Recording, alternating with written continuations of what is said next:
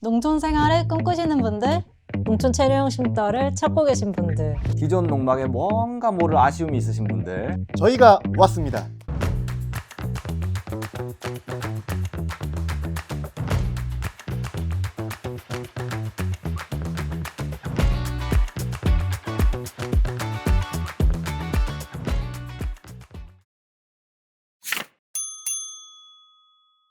저희가 이제 25년부터 새로운 프로젝트를 하나 준비를 하고 있었는데요. 마침 올해 새로 시행하는 정책이 있어가지고 그거에 관련된 제안을 좀 드려보려고 준비했습니다. 최근에 화제가 되고 있는 농촌 체류용 쉼터를 계획해보고자 요거를 보고 얘기를 할까요, 그러면? 그러죠.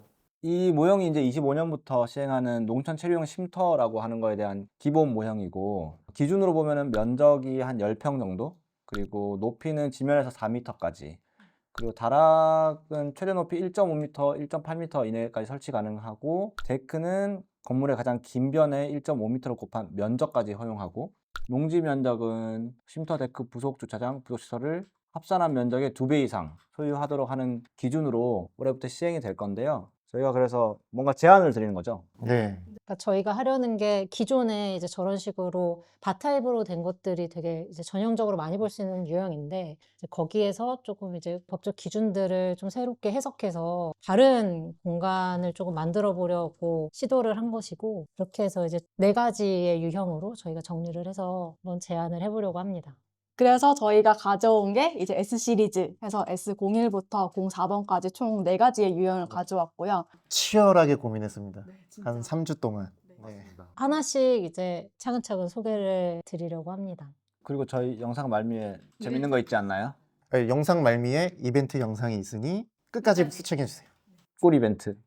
S04번 설명드릴게요. S04번은 형태적으로는 이제 기역자로 좀 꺾여 있는 모양이어서 안쪽으로 내부 마당을 만들 수 있게 하는 특징을 가지고 있고요. 이게 소형 주택으로 저희가 좀 확장될 수 있는 가능성을 염두에 두고 작업을 한 유형이라고 생각해 주시면 될 것 같아요.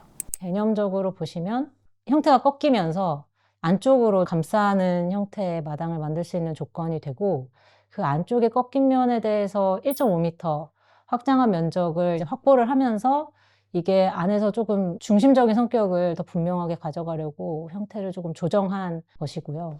그렇게 설비 위치들을 잡으면서 이 안에서 동선의 조금 자율성을 만들어 줄 수 있도록 이런 순환 동선의 체계를 갖추고 있습니다. 사실 이제 내부가 데크까지 조금 확장돼서 좀 확장된 공간감을 만들 수 있게 하는 특징을 가지고 있어요. 공간 구성을 보시면 데크가 중심에 있고요. 그 둘레로 실들이 배치되어 있는 거를 보실 수가 있고, 이제 현관을 통해서 거실에 들어오고 그 너머에 데크가 있는 형태고요.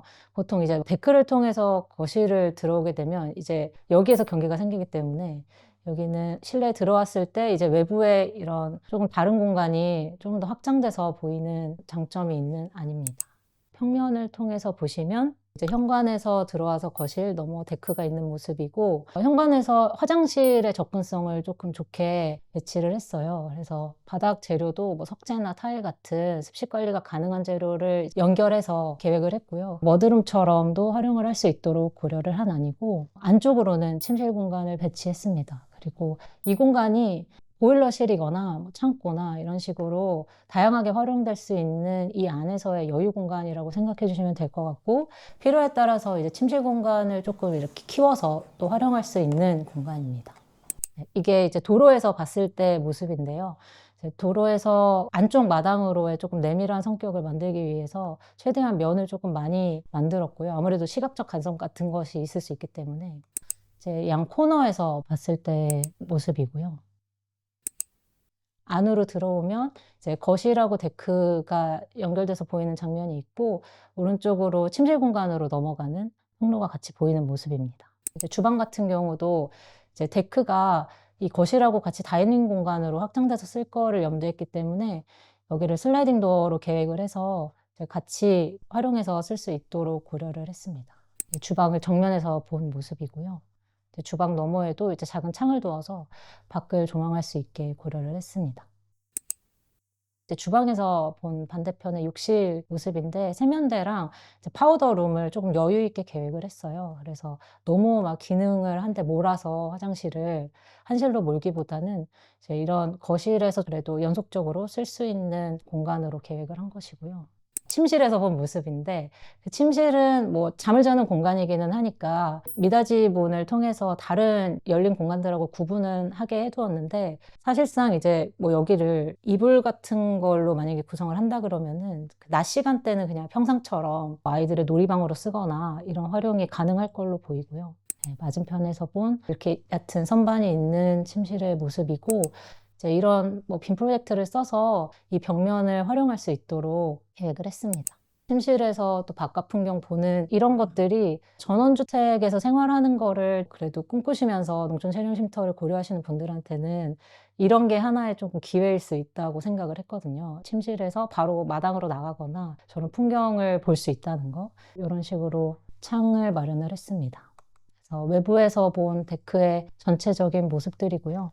그래서 이제 침실하고 거실하고를 잇는 형태로 데크판이 계획이 되어 있습니다. 뭐 이런 창들은 필요에 따라서는 블라인드 설치를 해서 차폐나 이런 것들은 만들어줄 수 있을 것 같습니다. 거실 공간을 조금 더 층고를 높여서 그래도 좀 개방감 있게 만들어주려고 계획을 해봤습니다.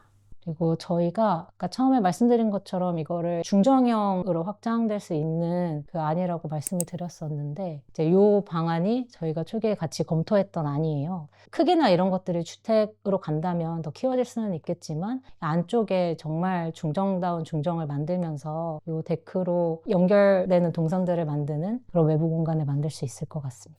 저런 프레임들이 뭐 이런 식으로 약간의 하나의 격 공간이 더 생기는 건데요. 여기 그 데크 공간 끝에 포스트 같은 거를 계획을 해서 이제 이런 식으로 뭐 얇은 스크린 같은 거를 설치한다고 하면 이제 실내에서 조금 더 확장된 반내부적인 공간을 만들 수 있다는 장점이 있을 것 같습니다.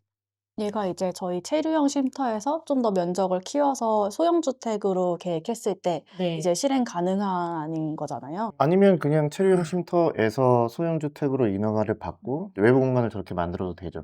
처음에는 채용힘도 쓰다가 나중에 상황이 되거나 필요에 의해서 이제 단열 같은 것만 미리 잘 정리해 두면 주택으로 허가받을 수 있으니까요.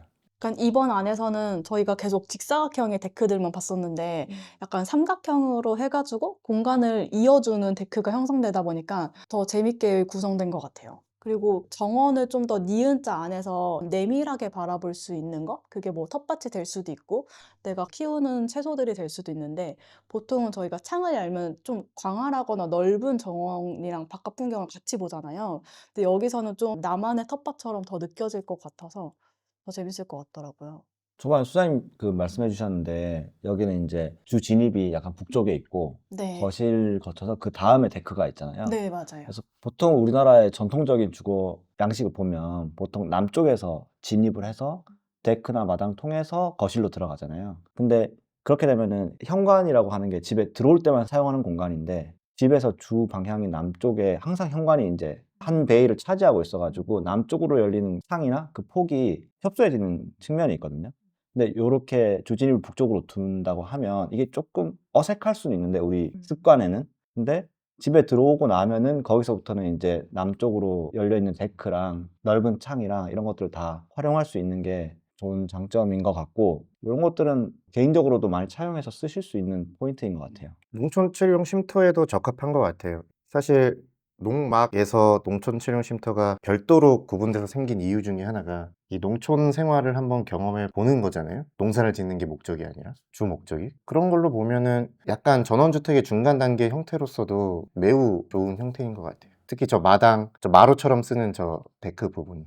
이 기역자 평면의 장점인 것 같은 게 딱 들어와서 공간의 중간에 있어가지고 꼭지점에서 나눠지잖아요. 그래서 약간 동선으로 버리는 공간이 아예 없어가지고 복도처럼 쓰이는 공간이 거의 없고 실은 실대로 온전히 나눠져서 쓸 수 있어서 좋은 것 같더라고요. 보통은 거실을 지나가서 침실을 가거나 그런 이동 통로의 동선이 되는데 여기는 거실은 딱 온전히 벽이랑 이제 데크랑 이어지고 저 가운데서 침실을 가려면 침실을 갈 수 있으니까 그게 되게 공간의 안정성을 주는 것 같아서 되게 좋게 지금 보고 있었어요. 평면이 생각보다 복도로 빠지는 부분이 적어서 확실히 10평이라는 공간이 적지만 효율적인 평면인 것 같아요. 설명에서 이제 깊게 말씀하시진 않으셨는데 저기 키친 거실 존이랑 저기 드레스룸 쪽 위에 가로 부분이랑 세로 부분이 사실은 단차가 한 단차 있잖아요. 아, 한 맞아요. 150 정도? 네. 근데 사실 일반적인 아파트에서는 저런 거 경험하기 쉽지 않죠. 그래서 보통 우리가 집에서 평면을 구성한다라고 하면 용도에 따라서 가장 쉽게 생각하는 게 벽으로 공간을 나누는 거잖아요.